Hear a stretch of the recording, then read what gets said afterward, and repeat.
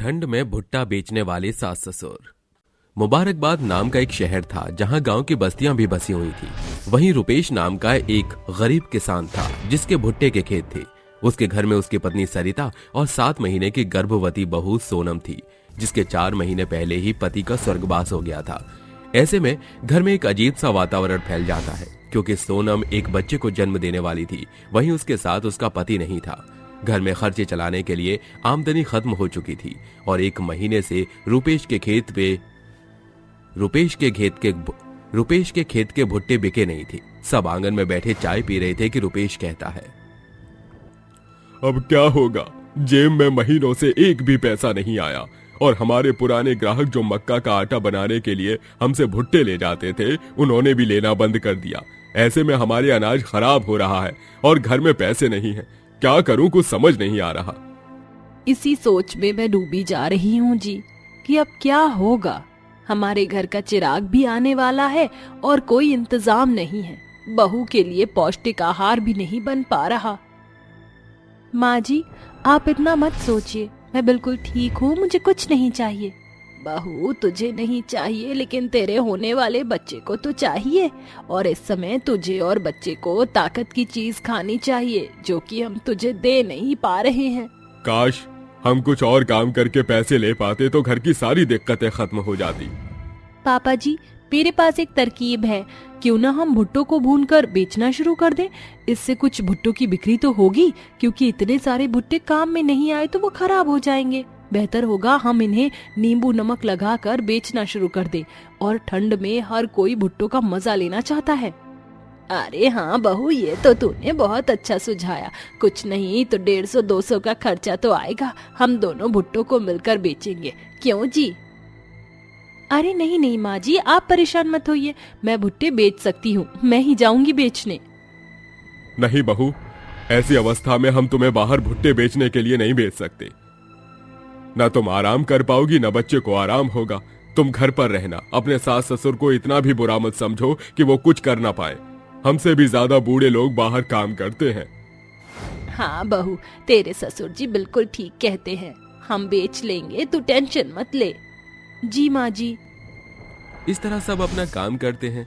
अगले दिन सास ससुर खेत में भुट्टे तोड़कर 3 बजे जाकर ही मंडी में भुट्टे बेचना शुरू कर देते हैं। सरिता कोयले की आंच बढ़ाने के लिए छोटे से पंखे से हवा कर रही थी और ससुर आवाज लगाता है, आइए आइए, गर्मा गर्म भुट्टे लीजिए, काले नमक से तैयार, सारा नींबू लगाकर खाइए चटपटा भुट्टा। आइए आइए, मोटा ले लीजिए, सिर्फ 10 रुपए का एक भुट्टा, 10 रुपए का एक मसाला भुट्टा। आहा, भुट्टे का नाम सुनकर ही खाने का मन कर गया। सुनिए, जरा मुझे एक नींबू मारकर भुट्टा तो दे दीजिए। लो बेटा, खा लो। सुनिए, जरा मुझे भी भुट्टा दे दीजिए। लो बेटा, खा लो। ठंड में भुट्टे खाने का मजा ही कुछ और है। ऐसा करिए, 4 भुट्टे पैक कर दीजिए। अभी करते हैं बेटा। जिस तरह सर्दी बढ़ती है उसी तरह दोनों के पास धीरे धीरे लोग भुट्टे खरीदने आते हैं। इससे पहले दिन ही उनके सारे भुट्टे खत्म हो जाते हैं। घर जाकर जब वो पैसे गिनते हैं तो कहते हैं, अरे वाह, गजब हो गया। बहू सरिता, तुम दोनों जानते हो हमारी कितनी बिक्री हुई है भुट्टे से? पूरे 3000 की। इससे तो हम अपने घर का सारा राशन ले आएंगे और बहू को भी कुछ न कुछ पौष्टिक आहार बनाकर खिलवा देंगे। बहू, तुम्हारा आइडिया तो काम कर गया। अब तो कल से हम दोनों को ज्यादा भुट्टे ले जाने होंगे बेचने के लिए। हाँ बिल्कुल। चलो अच्छा है माँ जी, पहले दिन ही हमें लोगों का अच्छा रिस्पांस मिला, अगले दिन और भी अच्छा जाएगा। हाँ बहू।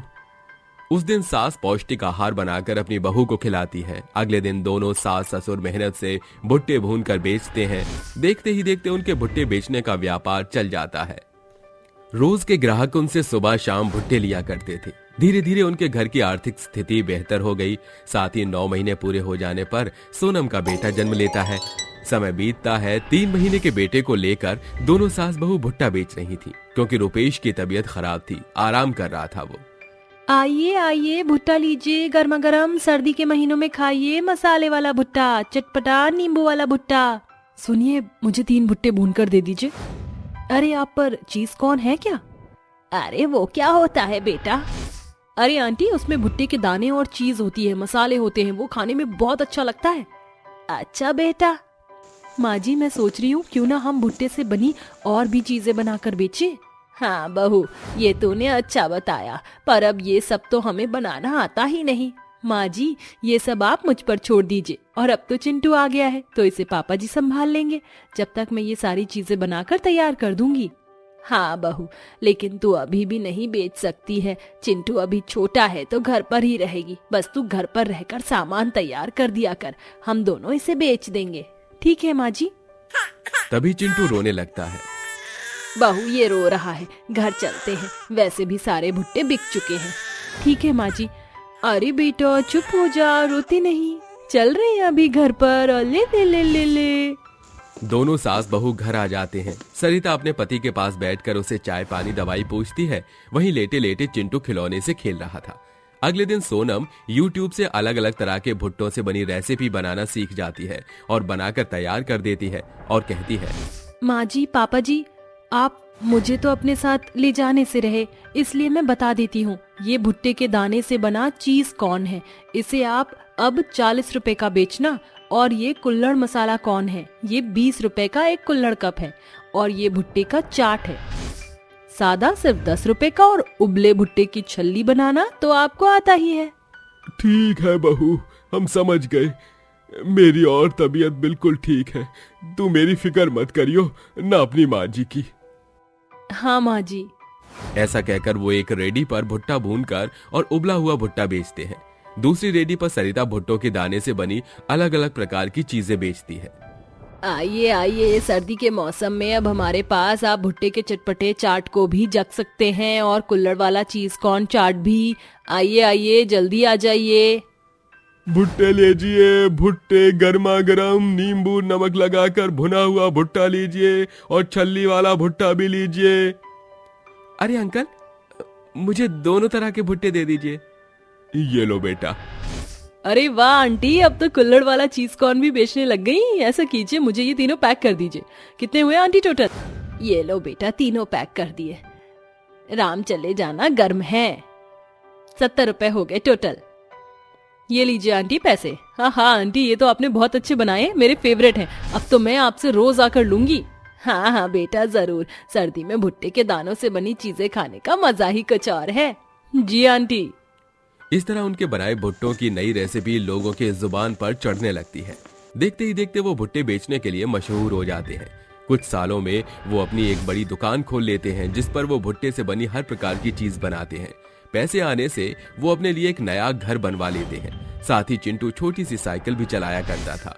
ऐसे ही एक दिन दुकान पर काले कोट में एक आदमी आकर कहता है, जी नमस्कार, मैं ताज होटल का मालिक हूँ। मैंने आपके हाथ के बने चीज कॉर्न, चाट, कुल्हड़ कॉर्न सब ट्राई किया है, जो मुझे बहुत पसंद आया।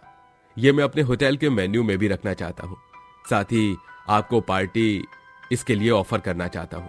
छोटी मोटी पार्टी में सब आपसे ही उठाया करूंगा मैं। क्या आपको ये मंजूर है? बहू बताओ बेटा, क्या ये ठीक रहेगा?